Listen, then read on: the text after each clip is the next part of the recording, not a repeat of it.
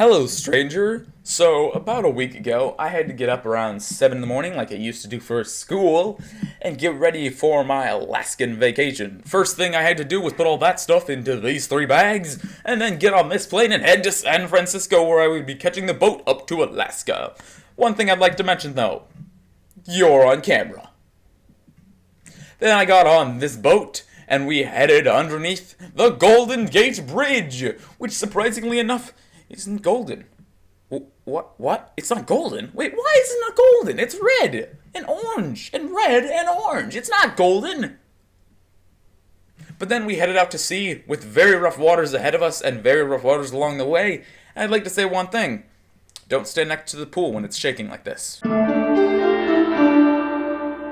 Our first stop on this trip was Ketchikan, Alaska, where we decided to board this red bus and go on a tour of very long staircases, which were actually streets.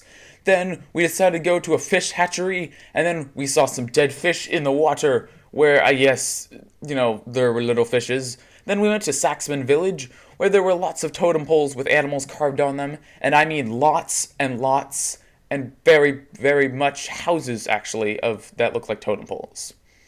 Oh, and then we also went to Dolly's house, which is like a porn star house. And then we got back on the boat and headed to our next stop. This is the second stop on our trip. This is Juneau, Alaska, where we got on this green bus right here, and then headed to go see some mountains and seaplanes, and some very interesting looking glaciers that actually are very famous and called the Mendenhall Glaciers. And they were actually really far away because they were across a lake, and I couldn't get over to them. Then I saw some ice pretty close, but it was too far away to touch, and I was like, oh, dang it. And then we got back on the bus and headed back to the boat. Not a very exciting day, except for going to the glacier. And as the boat sailed away and the lights twinkled in the distance, I said to myself, oh, tomorrow's the 4th of July.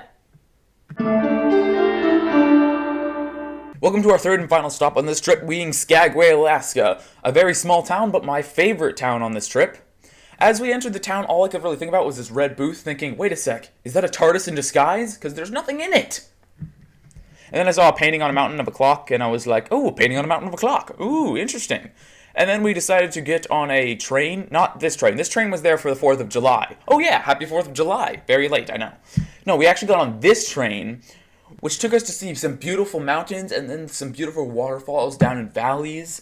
And then we also went over a very rickety bridge, which made me pee myself almost.